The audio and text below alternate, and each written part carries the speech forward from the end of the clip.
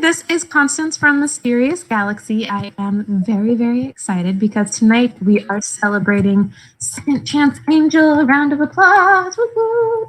And we have both of the authors in the house tonight. So we have Griffin Barber and we have Kacey Ezell with us. Yay! And Second Chance Angel, I'm going to let them describe it more because as the authors, they will be able to give you a more in-depth description than myself. But it is an awesome action-packed sci-fi adventure. It has so many amazing good things in it. But I'm going to go ahead and let them take it away. But before I do, two important things.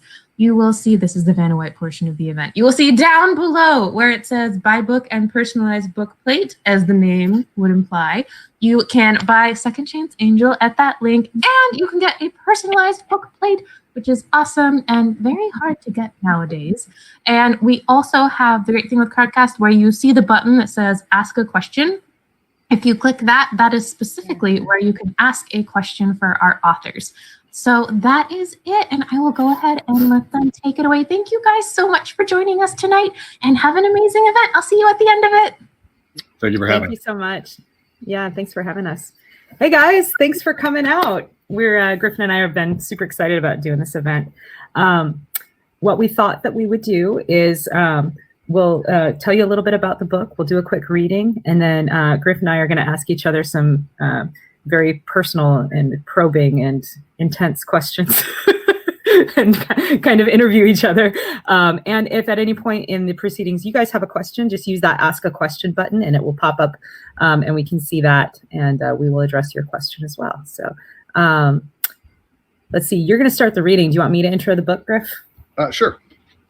Okay, so here's what we're talking about. It's probably backwards because I'm a Luddite, but this is Second Chance Angel.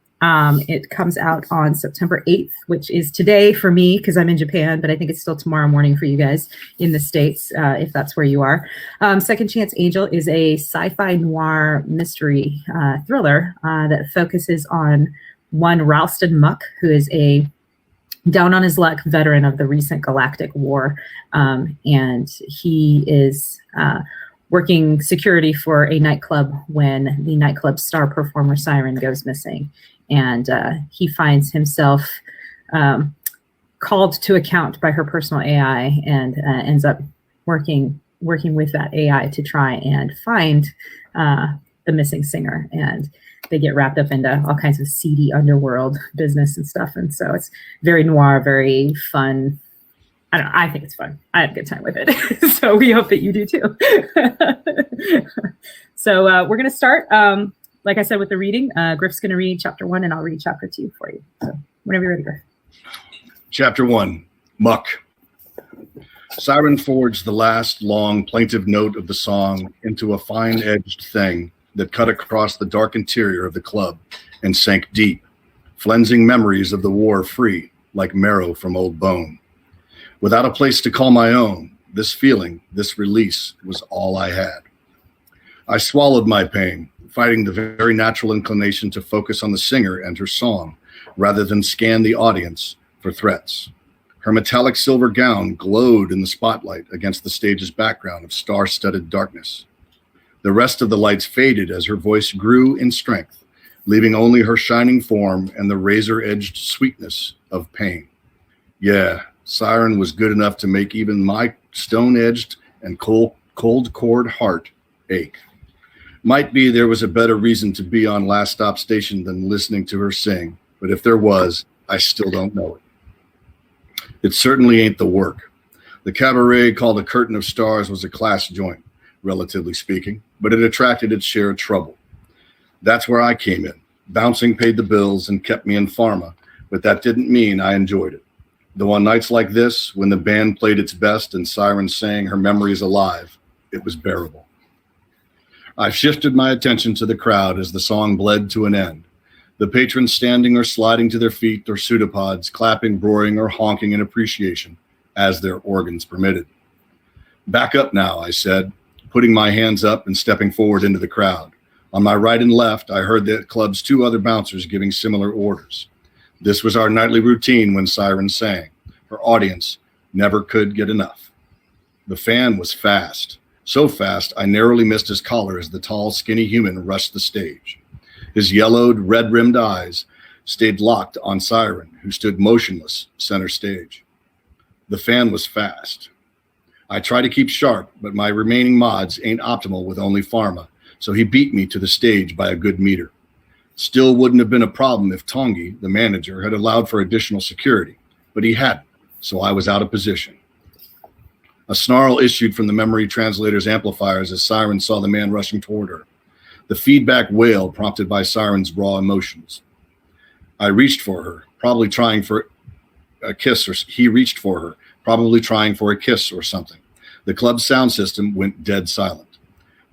I leapt onto the stage and started toward them, only to watch Siren snatch the man's hand, turn, and send him flying through a fast arc to a hard finish, flat on his back. The air went out of him in a loud rush, but Siren wasn't done. One heel came down hard on his chest, even as she pulled him up by the arm to meet her descending foot. He screamed, or would have, if most of his wind hadn't already left the strained lungs. As it was, the sound changed to a strangled whistle, not unlike the sound of sudden loss of pressure to vacuum. The club's mic caught the sound and amplified it. Ignoring the noise, Siren shifted her grip and yanked on his arm, flipping the fan over and sending him spinning across the stage to me. I skipped over his legs and planted a knee between his shoulder blades, restraints coming to hand with the ease of long practice. I quickly had his still limp arms bound behind his back and rolled him onto his side, pressing his face down against the gouged composite of the stage. "You all right, Siren?" I asked, looking up at her as my hand searched his clothing for weapons. "Fine," she rasped. Her normally butter-smooth voice was shaky, the words clipped and angry. "Just get him the fuck out of here." "You got it." I looked down at the guy, wishing I still had an angel to tell me who the hell I was dealing with. He looked familiar, but I'd been bouncing since shortly after the war ended, so that really didn't signify. I used the fan's face to open the curtain side door. I admit, I had a bit of a mad on, and it was easy to take it out on the skinny bastard. He was in no shape to do more than groan a complaint as I frog-marched Fanboy into the alley and sat him, none too gently, on the curb. The alley mouth was only 3 meters away, but it might have been as distant as remembered Earth for all the light that penetrated to our position. I could work my mat out if I wanted, and no one but me and the skinny Fanboy would be the wiser. But since I didn't like to think of myself as the kind of guy who gets his jollies beating an asshole like a drum just because he can, I took a deep breath to calm myself, and immediately regretted it. The alley that ran from the main thoroughfare to the stack of Starfall's district's atmosphere exchangers was dark and humid with the spent breath of hundreds of thousands of people, human and alien alike, for hundreds of Terran years. And that was before the various sailors and partiers at the curtain snuck out and handled whatever business came naturally to dark, fetid alleys, unmonitored by station security and out of view of the general public. From the smell, what came naturally, and most recently, was an acrid, mineral-rich, superheated piss. "You can't hold me, asshole," Siren's fan muttered from the ground at my feet. I let him talk. It's not like I hadn't heard it before. And besides, Siren's throw and yank had the man's arm swelling from elbow to hand. The shallow chest wound from her heel stomp had stopped bleeding, but the impressive bruise surrounding it was readily visible through the guy's open tunic. He spat, the liquid merging with the condensate and filth already sliming the alley wall. "Serious bad for you, man." Sure. Station security will be along to pick you up in a minute. No need to talk to me about it." "Security?" He drew out each syllable as if tasting the word. "Security," he repeated, nodding. "Good. Dangler's my man, and he'll set you straight." "Oh? Who are you to be calling Dangler your man?" My interest was piqued. My search of his pockets had turned up a box of ampules I was fairly sure were Bliss. Just one of the finger-length ampules was enough to charge the Fanboy with dealing the stuff. Station security was supposed to confiscate the drug and lock up the holder for mere possession of any amount, no matter how small. But if this fella was really a friend of Dangler's, then things wouldn't likely proceed that way. "Everyone knows me," he said, grinning so wide it looked like it hurt. "I'm Sharp Pack." I spied a battered security cart heading our way down along the main concourse the club fronted on, a big blonde human at the front. Well, Shar, looks like your ride's here. Can't say I was surprised at how quickly station security showed up. Seems to me Officer Dengler purposely remained in the vicinity of the club just so he could bust heads. Not that some of the spacers just in from the big black didn't get carried away and need a good thrashing to keep them in line, but Dengler got off on it a little too much. He didn't have to work the lower levels since he'd made supervisor, but the big brute seemed to enjoy it. Another security cart, this one carrying Dengler's old partner, Quixote, appeared behind the first. Gonna get yours now. Shut it, I said, stepping on a sudden attack of nerves. Shar seemed awfully confident. Dengler's cart whirred to a stop. The security supervisor took a long moment to put me and the dealer square in the center of one of the cart's spotlights, then climbed out. Ralston Muck, what's the dirt? Dengler said. Ignoring the glare from the spot, the false bonhomie, and the stupid, repetitive play on my name, I gestured at Shar with the ampule box I'd taken from him. Tried to jump siren, had these on him. I think it's bliss. Dengler bent and rested his hands on his knees above my prisoner, blue eyes taking in Shar's swollen arm and blood-stained chest. That true, Shar? That why Muck beat you down? I opened my mouth to reply, but Shar beat me to it. Wouldn't try and jump siren, just wanted to tell her how amazing she is. Bullshit. He was getting handsy. Dengler stood erect. Well, you need to show some restraint when grabbing customers. I know you dishonorable discharges don't have angels for fine control of your mods, but that's no excuse for overdoing it. I bit back a snarl. I had just reasserted enough calm to answer when Dengler popped off with, "You want to press charges, Shar?" "Sure do." Shar gave me that broad, rictus grin again.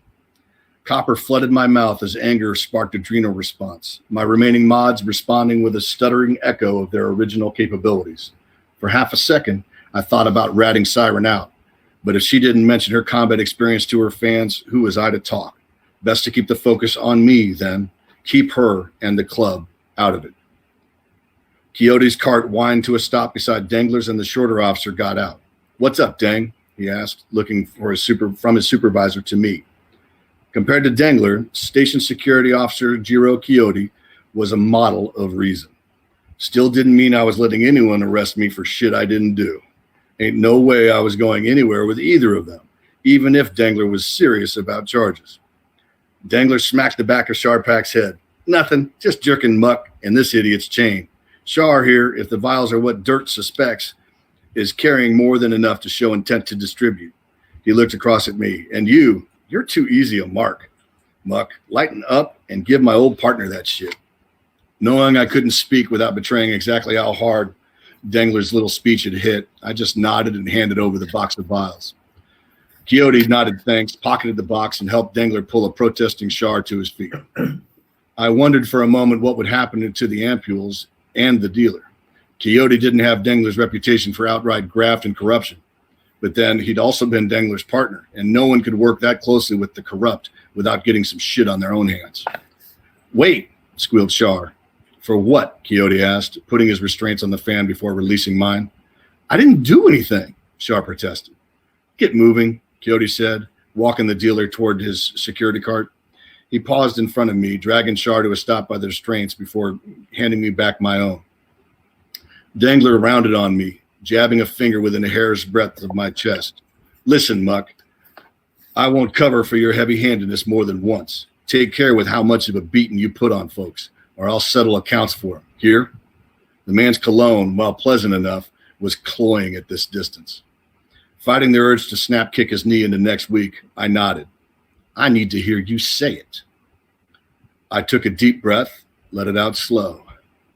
"I won't be so heavy-handed." He nodded. And what?" I grated. A slow shake of his blonde head. "Repeat after me, then. I won't be so heavy-handed. That way I don't get to beat flat by security."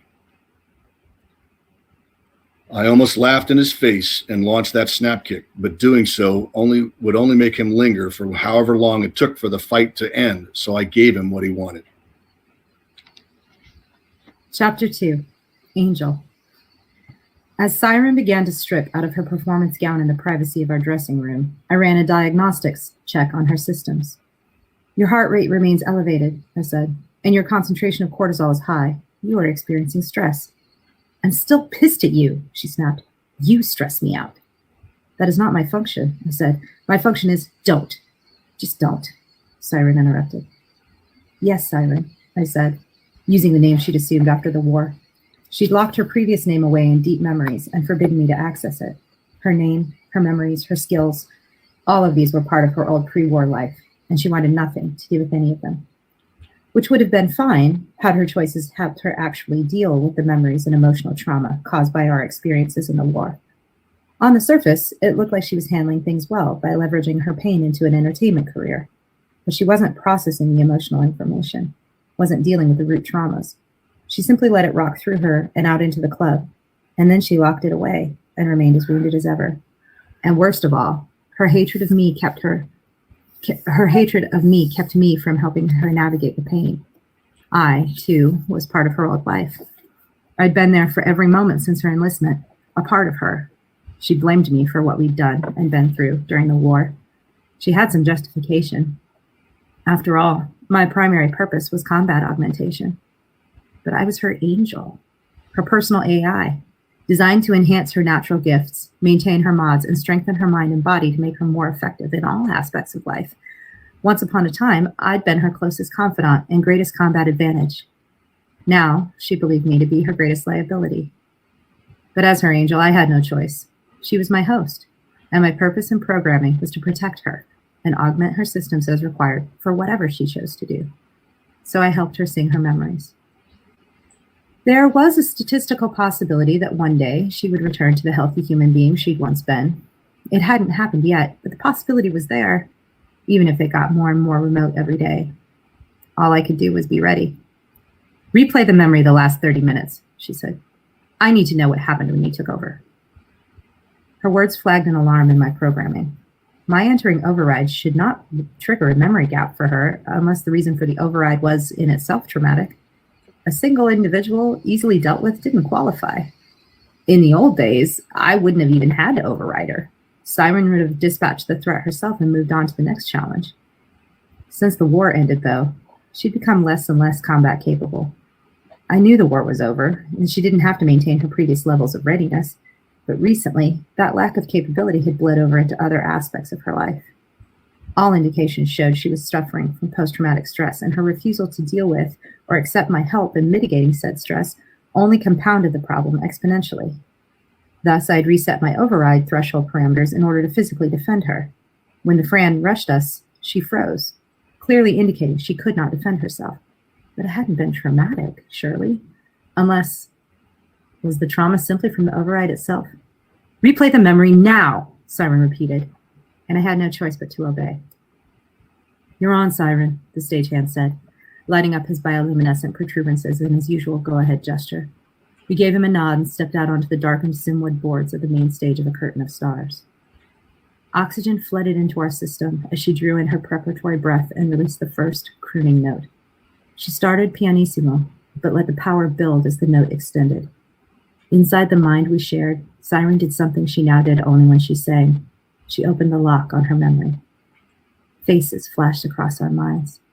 Friends, teammates from the war, others, people we'd lost, people we'd killed. I felt the electrical impulses of her brain accelerate as her emotions poured forth from those forbidden remembrances. The fierce joy of camaraderie, the focused rush of combat, the empty, wrung-out feeling of not having any tears left, the bone-searing exhaustion, the shining, endlessly distant dream of home. As she sang, I wove the electromagnetic frequencies of each of these emotions through the timbre of her song. The club's specialized amplifiers picked them up and broadcast them through the crowd, letting them feel what she felt. The spotlight came up as our sound swelled, and I subtly augmented her vision to be able to see into the darkness beyond the stage. The audience swayed, eddying around as they drank in the intoxicant of her emotions. I paid close attention to the movement of the crowd. Tongi, the club's manager, hadn't hired additional security for the night, despite Siren's growing popularity, and my most basic programming demanded that I protect the life of my host against threat. Siren's song wound to its natural end, and the crowd surged toward her as she let the last note die. Something moved at the edge of our vision. She turned our head, and our augmented eyes locked in on the scene. I dilated our perception of time and keyed my hyper-awareness in for assessment. One target, incoming, past security, hands reaching out. She wasn't moving yet, letting him get too close. I repeated my threat assessment. Still nothing. Threshold reached. I slammed into override, taking executive control of the body per the directives of my programming.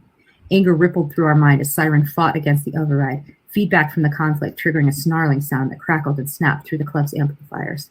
The situation met the definition of a threat, however, and so I stayed in command. I whipped out a hand and captured the attacker's wrist, stepped in, turned, used our hips to launch him head over heels, come crashing down on his back. Another step toward him, pull, heel to chest, crack. The attacker's mouth gaped, but he lost his wind when he hit the boards of the stage. Instead of a scream, he let out a garbled kind of whistle that echoed through the audio amp. Not done. Another hard pull, and I flipped him over and sent him sliding across the stage toward the hapless bouncer. Siren shoved me to the back of awareness, her anger stinging through my syntaxes. I followed protocol, I said, making the words manifest in her brain as if she'd heard them audibly. He was a threat. He was a fan, she snapped back in silence. He probably just wanted to meet me, yet, as always, you default to extreme violence. How many times do I have to tell you I don't want your protection anymore? I didn't say anything, but simply looked through our shared memory at the figure of the attacker. He looked pathetic enough at the moment, with his cheek pressed to the surface of the boards, red-rimmed eyes tearing as the bouncer twisted his arm up behind his shoulder in a submission hold. But I recalled the look on his face as he charged the stage, half manic, half sly, as if he had some plan. You all right, Siren? The bouncer asked while he patted down the attacker with surprisingly professional air. Fine, she said, angry at me clipping her tongue. Just get him the fuck out of here. And away from my demented angel, she thought, but did not say out loud. You got it, the bouncer said as we turned away. She stomped back to our dressing room, where solicitous Tongi waited. You were not hurt? The OMAC club manager was tapping a pseudopod in a species version of a solicitous gesture. No, Siren said, I'm fine. The bouncer has him outside. As well he should. That rogue human should never have gotten so close to you, Tongi groused. I should dock his pay. Don't do that. Siren reached out to wave a hand over the bioscanner that locked her dressing room door. He did his best. He's obviously an Udmod, and as you can see, I can defend myself better and faster than anyone else. Of course, beautiful and deadly. That's why you keep packing the mints every night, Siren. That's why you're my star. Tongi had a sycophantic habit of agreeing with nearly everything Siren said. She found it irritating, but it was useful sometimes. Thank you, she said. Now, if you don't mind, I'm really tired. I'd just like to get cleaned up and go home. So that was the first 2 chapters of Second Chance Angel. We hope you guys enjoyed that. Thanks, Tara. Thanks, Jamie. Yay. So once again, if you guys have a question, if you have a question, go ahead and post it in the, click on that Ask a Question link and post it. David's comment says, the aggressively descriptive, acrid, mineral-rich, superheated piss stuck with him for the entire novel every time people pass back through that alley. Thanks, David. That's exactly what we were going for. Indeed.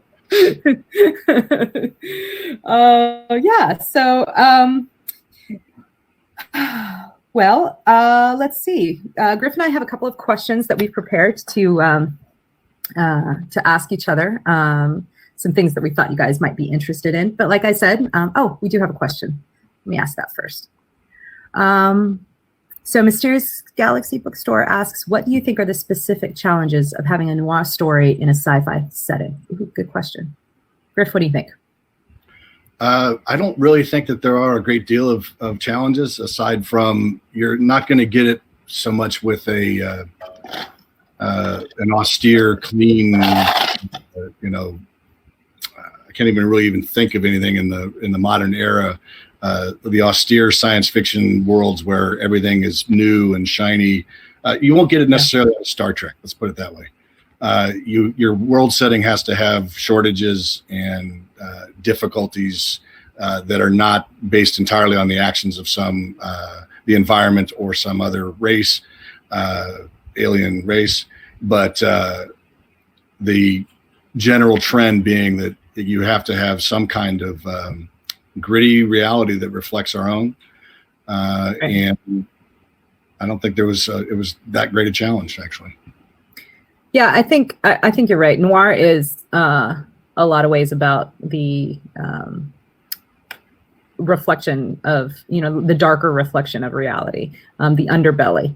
And so in order to tell that kind of story, you need to have a certain amount of decay, both personal decay, but also some environmental decay too, if that makes sense.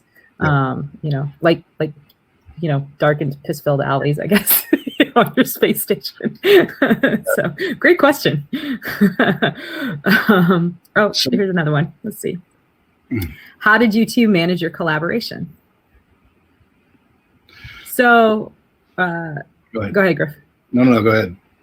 I was thinking we start out actually with our kind of story as to how this all came about, and then maybe we can get to those questions. Sure, yeah, because that's all part of it. Sure, for sure. Go ahead and tell the story of how this all came about. Well, we met at LibertyCon and kind of became fast friends at that, and then we were basically exchanging horrible, dark sense of humor memes back and forth throughout that time. And Kacey had said that she was working on noir. She really enjoys the genre, and so do I. And so we were exchanging memes and stuff like that. And I was also listening at the time to Scott Bradley's Postmodern Jukebox, which is amazing. And they had just released, or I had just found, I can't remember which, Haley Reinhardt's Seven Nation Army. Originally was done by the White Stripes, but they did an arrangement with Haley Reinhardt leading it, singing it. And it was incredible. And it still remains to this day. Wow. And I took that, the link and shot it over to Kacey, who's probably expecting another stupid meme with the video. And I said, this is the opening scene to a novel, a very noir novel that I want to write. And Kacey said, yeah, it absolutely is. Yeah. Let's do it. So that was kind of the genesis of writing it, as far as the opening scene. And then we did a couple of exchanges and started to work on an outline, because we were like, okay, we actually need to sort this out where we're going to go. This. Yeah. But we had a lot of fun. We had a lot of fun exchanging those initial ideas, and it just kind of drove itself. For that, and we wrote it very quickly. Yeah, that was one of the things I wanted to actually ask you about. Was so I know we wrote the principal first draft in like 6 months. Some of the people in the audience were first readers for us. But is that particularly fast for you? It depends on the project. For some projects, yes. So I do a lot of collaborations, and the pace of the project, it seems to be very dependent on whom I'm working with, and or with whom I'm working, I should say. And so like when Marisa and I wrote Hunter and Hunter and Assassin both, we wrote those. Those also took about 6 months at a pop. So 6 months is kind of like the quick end, I guess, of how long it takes. How long are those? Hunter and Assassin, Assassin was 110,000 words, I think. Yeah. And then Hunter's shorter. Hunter was like 90. So, but yeah, they took about 6 months as well. But that's about the fastest that I've written in a novel. So yeah, just other collaborations took longer. But I think that's just a kind of a difference in collaboration team style. I mean, I know one of the things for me is that in my own solo work, I go a lot slower because there's I don't have that. Well, part of our professions is don't let the team down, right? Our day jobs do not let the team down, because that reflects the worst on you possible. You can make mistakes. And kill people. Yeah. Well, and you can make mistakes, but don't make the mistake of being lazy. If that will just end you. So the biggest single driving force for me to get this done faster and to kind of do it. Number one, we had a really cool concept, and it was neat to be, writer's room, just kind of creative with it, because I was coming off of writing the Peacock Throne, which is I had to be very rigorous in my application of history and where things stood. And then I also had to be more rigorous with where things stood after the events of the first novel. So this was like, let's just go. Here, let me unzip my fly and just, really relax and be able to just kind of go. I didn't realize you were that relaxed while we were writing it. I was. But just kind of be able to really be creative after being constrained by the stuff we were doing, or I was doing prior to that. And then also, being able to have that rigor that was making sure that I got it done, because you were waiting on the piece. You were going to you were waiting on my section so you could do yours and that kind of thing. So, yeah, I think that's very true for me too. Some similarities in our experience there too, because I had just come off of writing Minds of Men, which is alternate history. And the thing about alternate history is you get to change stuff, but it has to be on purpose. So you're doing a lot of historical research, just like you're saying, because Peacock Throne is also alternate histories, right? So you're doing a lot of historical research to make sure that you get things right, so that the story makes sense and that you're only changing the things that the story requires. That's interesting. Yeah, that was one of the questions that I had for you, was how is writing with me different than writing solo, process wise? And I do think that impetus to, Griff's going to be pissed at me if I don't get this scene done, was one of the things for me. I wanted to make sure that I wasn't letting you down, so.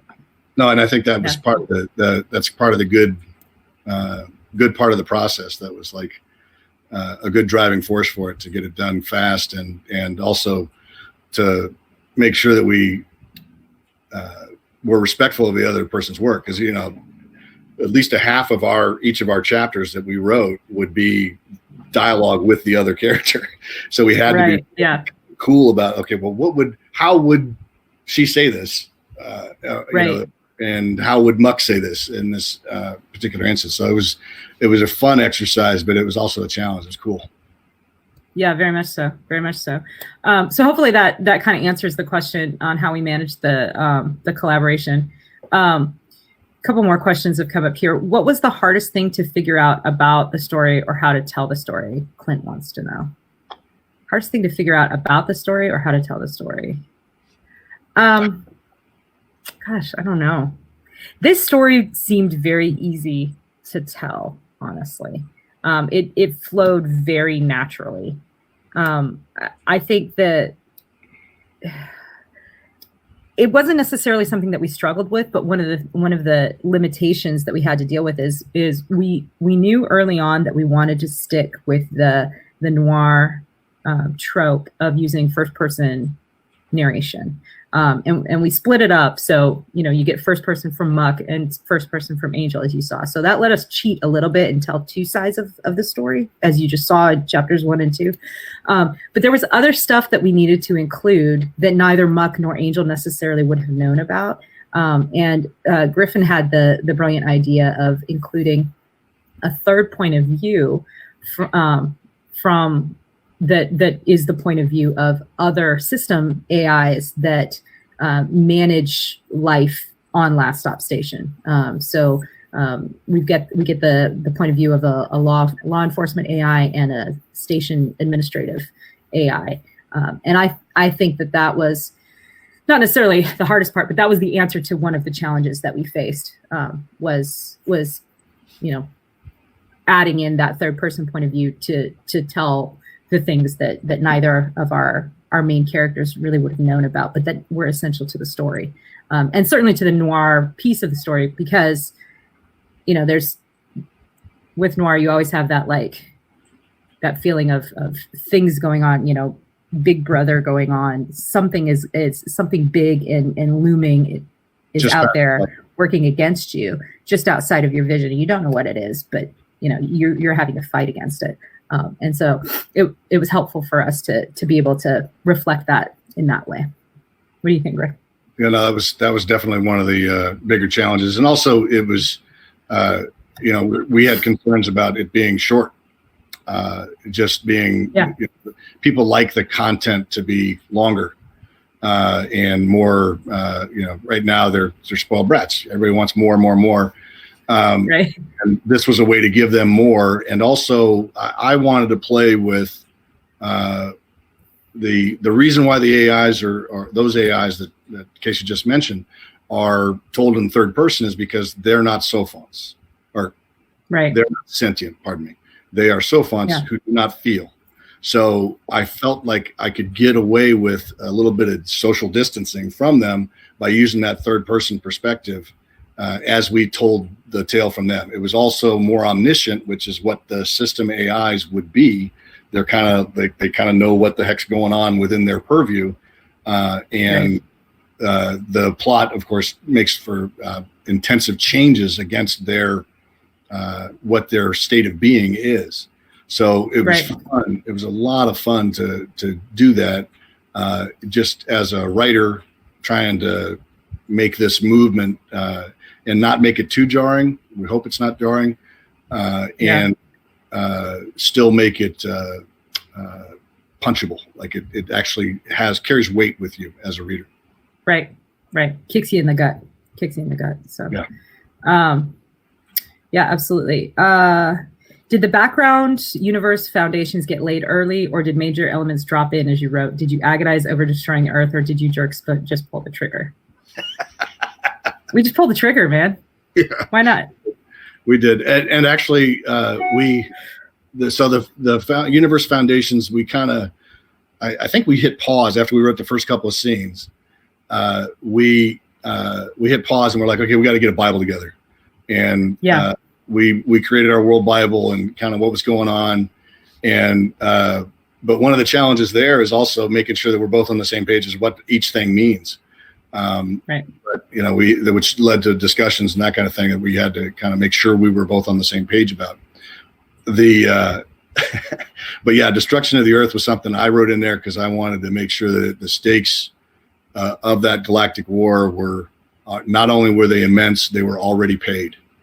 And we had mortgaged our future by going in with the on the side of the administration, which is a little bit of giving everything away for folks that haven't read the prologue and the first 4 chapters yet, but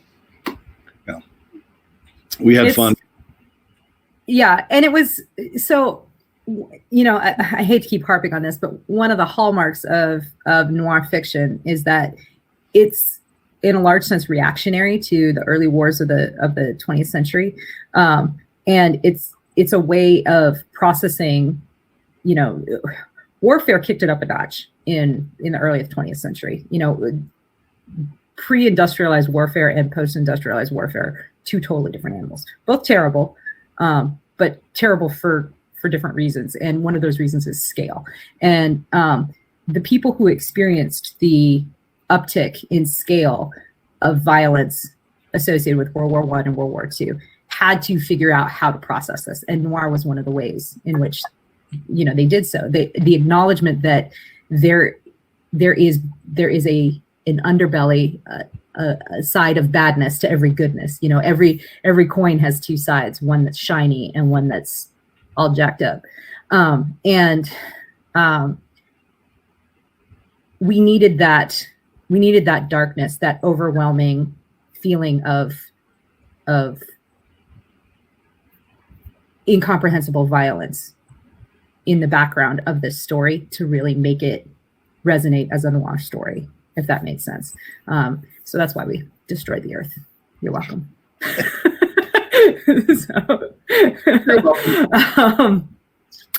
Let's see. What was the most challenging scene to write, and which one brought you the most joy? That was one of my questions for you too, Griff. What was the scene that you enjoyed writing the most? I like that opening chapter.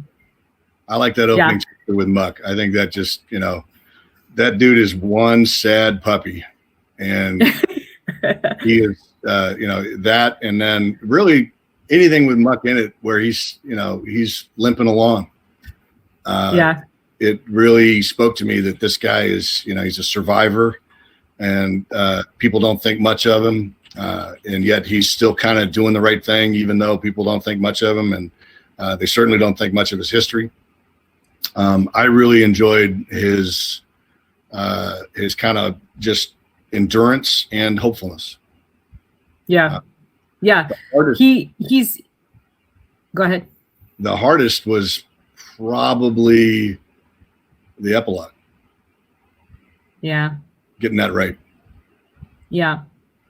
Trying to strike the right note between closing out this particular novel's arc and, leaving the hooks for sequels. Yeah.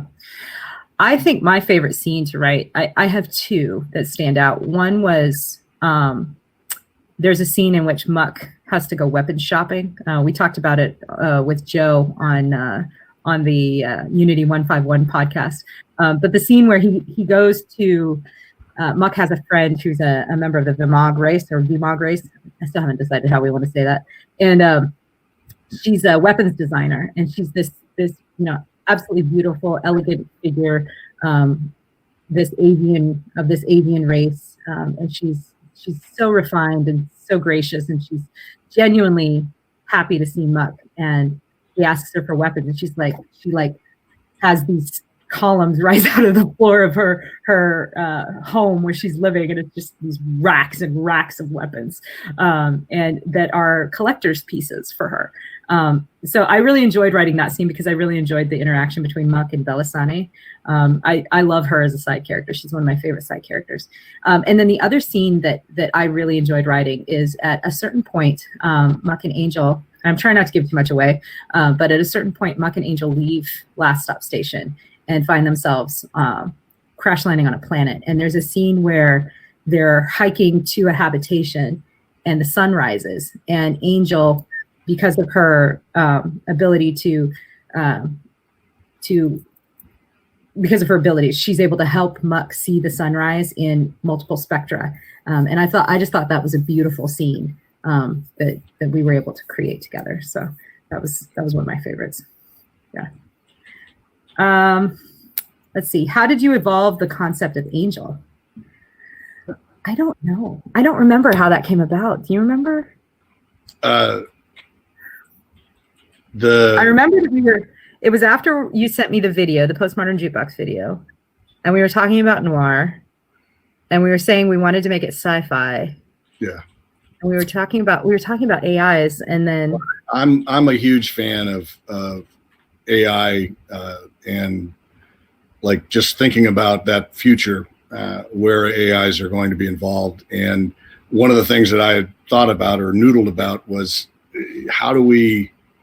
first off, how do you make an AI survive or want to remain in existence without giving it our survival traits?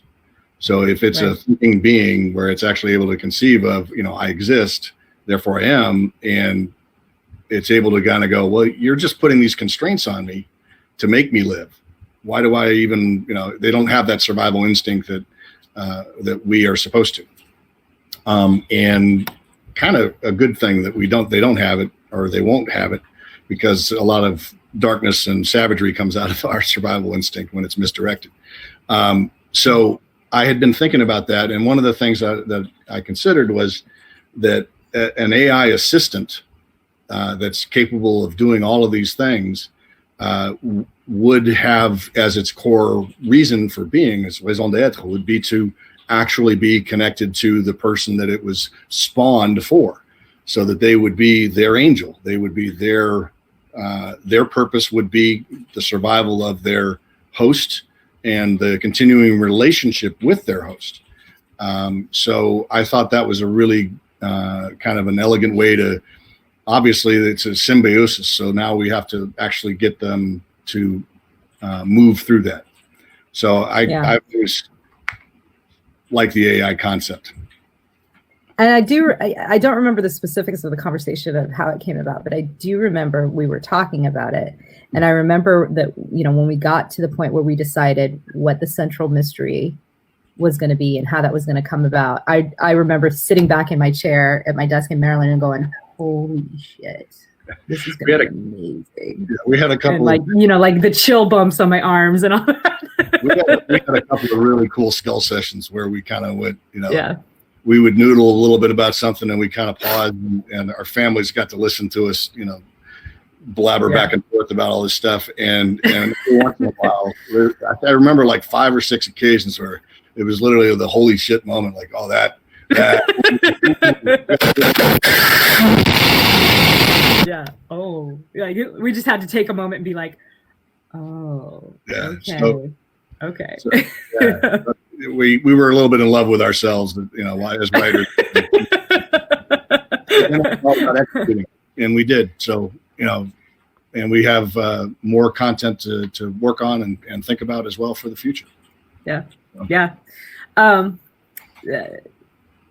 Next question is, what first drew you towards noir, and what was the first noir book you fell in love with? I love this question. I love talking about noir. So I am a Raymond Chandler groupie. I absolutely love anything written by Raymond Chandler. The first, so that's probably the first noir book that I fell in love with was The Big Sleep by Raymond Chandler, his first one, where he introduces his detective character. But the thing that kind of drew me to it was for Chandler specifically, it was the beauty of his language. The way that this dude can turn a phrase, I am in awe. When you can just turn out things like, she was a blonde to make a bishop kick through a stained glass window. Like, who even thinks that way? And why can't I be that person? You know what I mean? So that was one of the things that really drew me towards Chandler's work specifically. But I've always loved stories that acknowledge kind of that dual side of the coin aspect that I talked about earlier, where, it isn't all light and happiness. And, the good guys don't always fully win. They may not get the girl, but they do the right thing. And so, and the victory is, maybe the victory's there, but maybe it's a Pyrrhic victory. Maybe it's a victory where you lose your planet, that's the kind of thing that appeals to me because it feels real to me. There's always a little bit of every dark cloud has a silver lining, but every silver lining also comes with a dark cloud. Right. So, yeah. No, it was really a good time trying to figure out all this stuff. My first noir stuff that really got me going, probably because I was very young when I watched it the first time, was Blade Runner.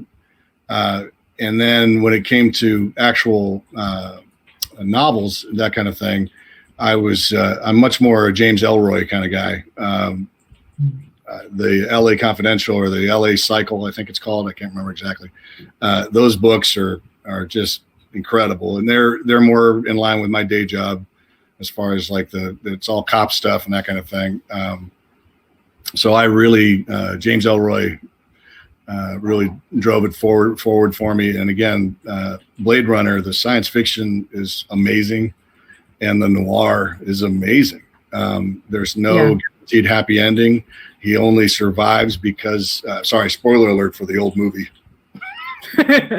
But he only survives because he is granted leave to live by this guy who has really no reason to let him live. In fact, he's been hunted to his death by that main character.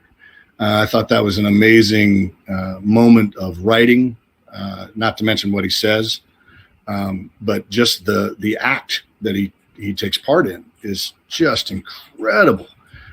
Relative to the grinding that's going on between the police that are trying to investigate him and the Blade Runners themselves, and all of the stuff that's going on, and his own drives, And he takes a moment and says, you know what?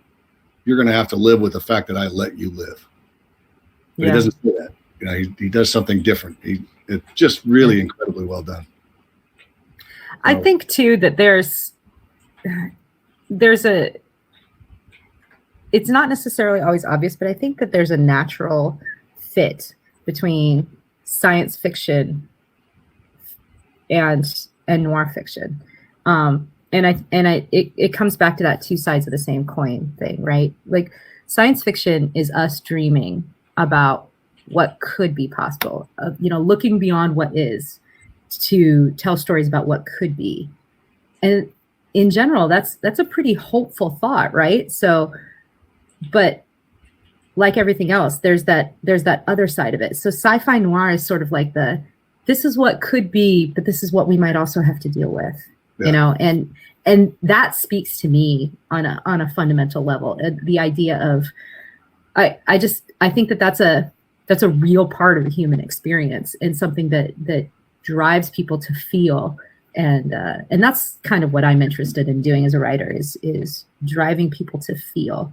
And you do it very well. Thanks, man. You too. It was interesting about that too, is that the technology and how it drives change and makes things positive. But I always think of anybody who's been in the southeast of the United States is going to be familiar with kudzu vine that was imported to stop the erosion of Earth and is killing forests at a rapid rate because it just pulls them down because it's impossible to kill. It's quite an invasive species. So again, there's a sign of a technology that we tried to, we're going to make things better so the roads don't wash out. And we deal with the devil. Yeah. So, but yeah, there was one question that actually got asked earlier that we kind of bounced over, which is how we manage our collaboration. Okay. And a lot of it was screen time. She was in Maryland and is a mother and at the time a captain in the Air Force.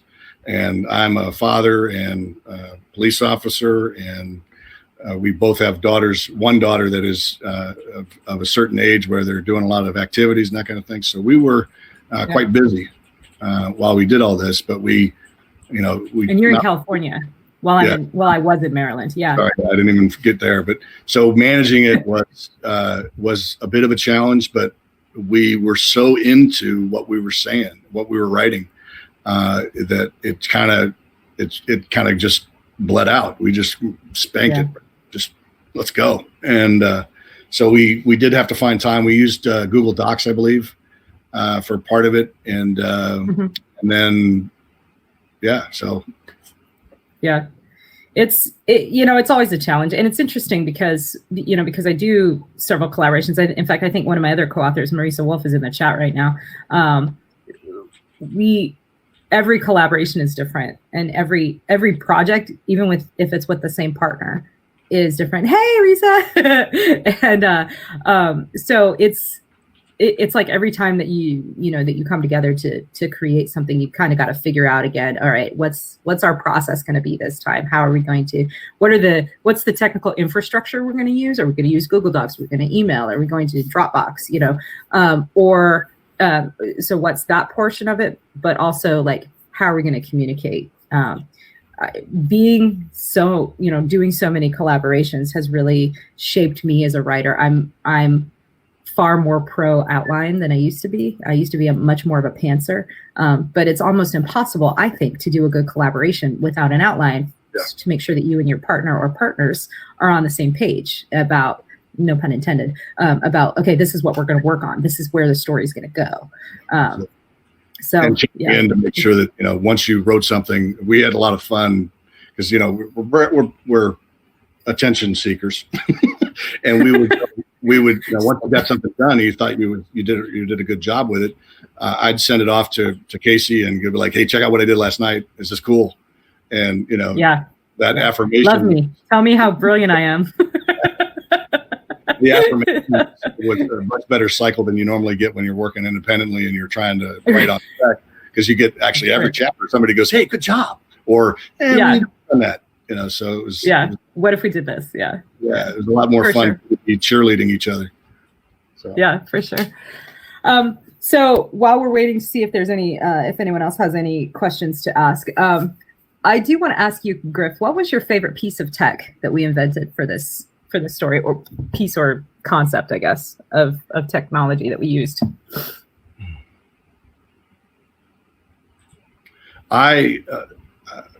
Well, they're pretty much now technology, but the Egyptian themed race of ancient dead dude, and their Revenant fleet. Yeah, the Revenant fleet. I really dug that whole idea. That was pretty cool. So, and again, not to give too much away, but they're my, because most of the alien stuff, I kind of came up with some of the alien races, or at least named them. And that particular one was so technologically built in that I really, really dug on all that, because it raises a bunch of questions about what might have been going on in our past, and made a few references that might be reminiscent for some people that watch TV science fiction shows in the 90s. So. Yeah. No, that was I liked them a lot too. That was really cool. I think for me, my favorite tech concept that we developed was probably the InfoNet. The way that we took the idea of the internet, which we have today, and sort of postulated, okay, fast forward, a couple hundred years and a couple huge leaps in technology forward. What's that going to look like? And I thought that was particularly successful. I was happy with how that came out. So, your turn. What do you want to ask me? What was your favorite alien race? Of all of the ones that we did, probably the Vimog. Yeah. So the concept of these aliens that the weapon designer is a member of is that they revere artisanship, and their most successful members of their race spend their entire lives, pursuing excellence in one particular area and working on their masterwork. And once they've achieved their masterwork, then that's it. They've achieved the pinnacle of success, and they retire and then have children. because obviously they have very successful DNA, so everybody wants a piece of that, right? So yeah, I really liked the Vimog. Although I also really like Misako and what he is. So he's our crime boss. Yeah. Oh, nice. David says, as a professional gunsmith who appreciates industrial art, you're speaking my language. Yeah, you'll. Thanks. Appreciate that, Dave. So.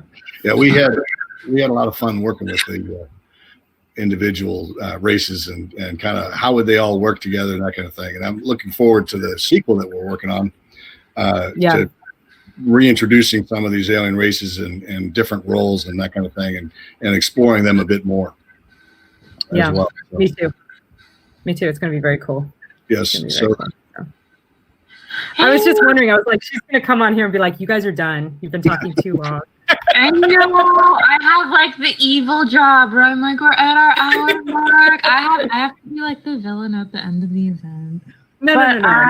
Oh no, I'm just joking. But I did have one more question though. There have been a couple little breadcrumbs you guys have mentioned throughout the whole conversation, but I always like to end events on the note of what you're currently working on, which it sounds like a sequel, which I'm sure our readers are really excited about.